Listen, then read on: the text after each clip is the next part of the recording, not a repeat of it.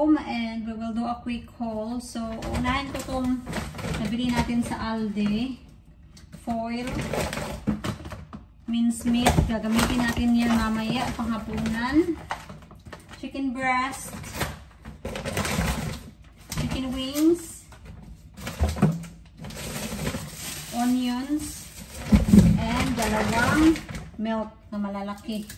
Yung tagsi 6 pints. Itong dalawang bag na to, galing to sa Tesco. Rock salt, burger, chicken burger. First time ko itong itry ha, itong digestive na white chocolate. Masarap yan kasi white chocolate. Mas gusto ko yung white chocolate kaysa sa dark chocolate. Hindi talaga ito mawawala. Ayayay, itong hot cross buns ni Mr. And bumili ako ng avocado. Tingnan nyo naman yung avocado nila dito. Oh, sobrang liliit. Nako. Sa probinsya. Ang lalaki ng mga avocado at mas masarap pa yung hinog talaga galing sa puno ba? Yung hinog sa puno. Bumili ako ng hoisin and garlic sauce. Tatlo yung binili ko kasi nagustuhan to ni Mr. Sobrang sticky nila mga palangga kasi nung kinuha ko to sa shelf, may isang sauce na nag-leak. And hindi ko siya nakita na nag-leak. Pagkuha ko sa sachet, ayay, nahawakan ko. And yeah, sobrang sticky nila. Tatlong hoisin and garlic and isang itong oyster and spring onions. Meron tayong dalawang talong. Nakita nyo naman to kanina. Medyo naliitan ako sa talong nila ha. Well, I mean, malaki to compare sa talong natin kasi yung talong natin mahaba na thin. Ito short and mataba. Pero last time kasi nung nakabili ako ng talong, medyo mas mahaba pa to ba? Ganito kahaba. Ayan. Pero ngayon, ewan ko na lang. Ito kanila bumili tayo ng courgette. Pasties. Juice, cranberry juice, dalawa to, and dalawang pineapple juice. Naka-offer kasi yung mga juices, so 4 something pounds. Kasi hindi ko na malalaba. Naka-offer sila kaya nagkuha na lang kami ng 4. Eggs, blueberries, grapes, sweetener ni Mr. Alam nyo si Jan, kakauwi lang namin mag-grocery, pero tingnan nyo mga palangga ha. Ito yung nakikita ko while I am doing this haul. Tingnan nyo. Ando no? Kita nyo yan? Yan. Sus, grabe to si Jan mga palangga. Walang pahinga. Yan na Sabi ko, kumalma ka. Pero ano siya mga palangga, nagmamadali talaga siya. Kasi pupunta ngayon si Kuya Guy. Nabanggit ba sa inyo? Hindi ko alam kung bakit pupunta ngayon si Kuya Guy. I don't know kung i-check ba niya yung mga materialis na hinatid today. Kaya ayun si Mr. Nagmamadali siya na i-empty yung doon yung trench natin kasi may tubig. Kasi kanina nga umaga, sobrang lakas ng ulan. Kaya ayun, may tubig sa trench. So, kinukuha niya yung tubig. Sunflower oil, unsalted butter, tuna. Dalawa to. Saan ba yung tuna na yung isa? Colgate, cauliflower, linguine na pasta, dalawa. And dalawang bolognese na sauce. Dinalawa ko na din kasi offer din to.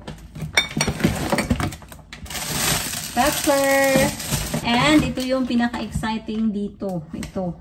Kasi naalala ko to nung pumunta kami sa Ireland. Yung pagkain nila doon sa boat, libre kasi. And may mga cold cuts sila. And nasarapan ako. So, sabi ko kay Mr. Bibili tayo nito. Yan. Masarap naman talaga to. Kaya I cannot wait. Shampoo. mouthwash. Nandito na pala yung isang ano natin, tuna. And then bumili ako ng baking powder, pork belly, and lastly is itong chips. So, chips natin, dalawa siya. Nandito na pala si kuya, oh. Hala ka. Don't tell me, nag-i-start nang mag-work si kuya. Hala, nag-start na nga mag-work si kuya. Grabe to si kuya, parang si Jan din. Nangangati ba? Natapusin tong extension. Kayo na talagang dalawa. Kaya pala gustong-gusto to ni Mr. si kuya kasi mabilis magtrabaho. As in. Magkasundo talaga si Mr. at yung ano ba? Si kuya. Anyway, ano na dito? 5 to 4 in the afternoon. Kaya alam niyo na yung mangyayari. Si kuya na nag-wall. Ako 4 o'clock na, hindi pa tapos. So, hopefully, matapos niya today. Kasi ine-expect talaga ni Mr. na matatapos niya yung paglalagay ng bato dyan sa pader ng swimming pool. Kaya, nako naman. So, let's begin sa ating hapunan. So, kuha lang tayo ng garlic and onion. And then yung ating minced meat.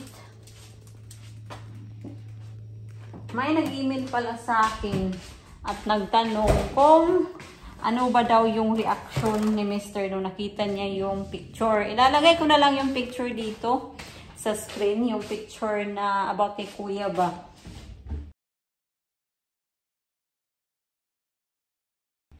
So, reaction ni Mr. Ano? Of course, at first, sinabi ko kay Mr. na itong picture na to, pinost ko siya sa Facebook 2021. So, pinakita ko sa kanya yung picture na nagmukha kaming nagbe-video chat each other. So, of course, sinanong ni Mr. na sino siya. Sabi ko, I don't know the guy. So, yun lang yung ano ni Mr. reaction. Hindi siya nagalit. Nagtanong lang siya ng isang question kung sino siya. At sabi ko sa kanya, I don't know the guy. Nagtanong lang siya ng isang question and yun na. Wala nang further interrogation. May trust si Mr. sa akin. And ako din, merong trust sa kanya. Although na, silosa pa din talaga ako. Iba naman talaga tayo mga Pilipina. Alam ko na not all Pilipinas. Pero, alam naman natin na iba talaga tayo. Gagayatin ko muna to kasi ano na, 4:06 na dito. At alam niyo naman kami na majority of the time talaga naghahapunan kami 4:30. Around that time. Nasanay na din kasi ako talagang kumain ng maaga. Kaya yung katawan ko, yung stomach ko, naghahanap na ng pagkain around this time.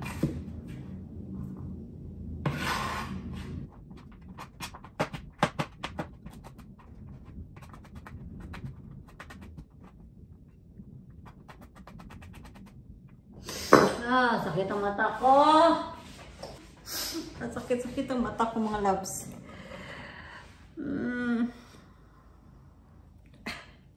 Ouch. Ito yung gagamitin ko for the pasta. Nagpapainit lang ako ng tubig para madali na. And of course, gagamitin natin itong ating homegrown tomatoes. Have you started? Just now. Right, don't be too early. Can you delay a bit? No. Okay. Just till about 5, then I can get finished and cleaned up. Okay, 5 o'clock then. Yeah. Oh, I do it for 4:45. Something like that, you know. Okay. Well, you can prepare it. You can stay hot in pan. It will, you know. Yeah, but pasta dough. Oh, well, yeah, you can cook pasta. I'll tell you. Come over this water. This water. That's too much, hon. Oh, well, it's No, nearly... Oh. He's coming tomorrow as well, if it's alright. Okay. So, looks like we're having a late tea, mga loves.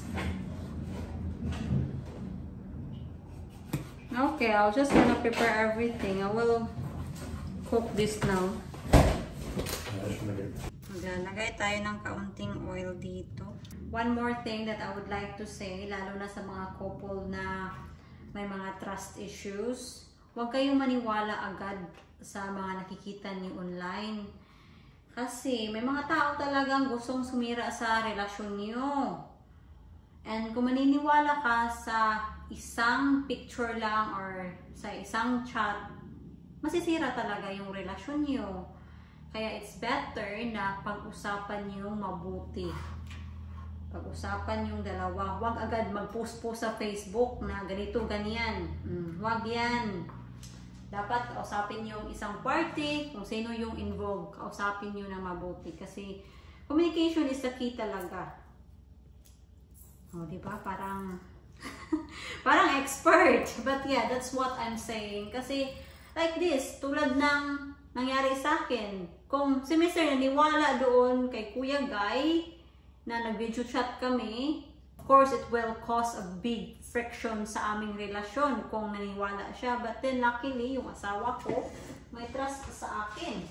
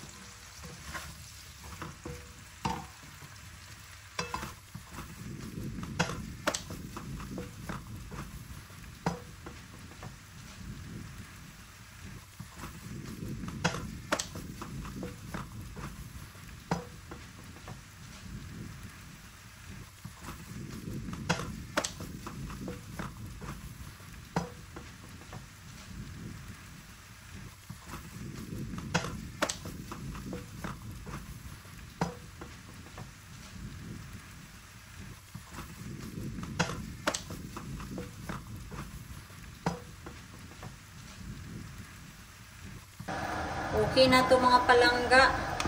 So, ihahangon ko na. So, ang paglalagyan ko is ito lang din.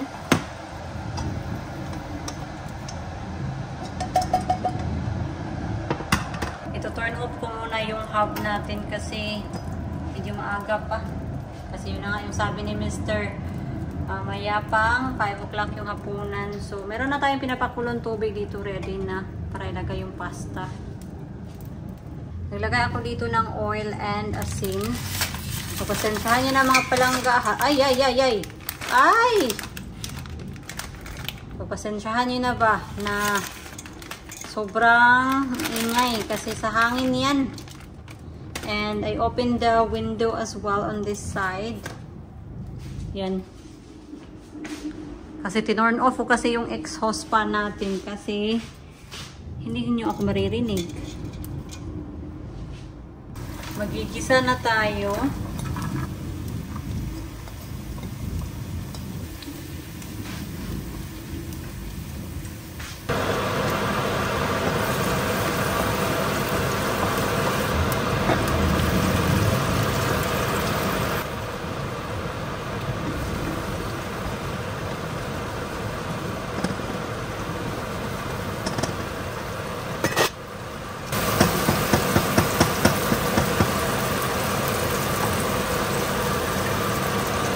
Lagay ko na ito mga palangga.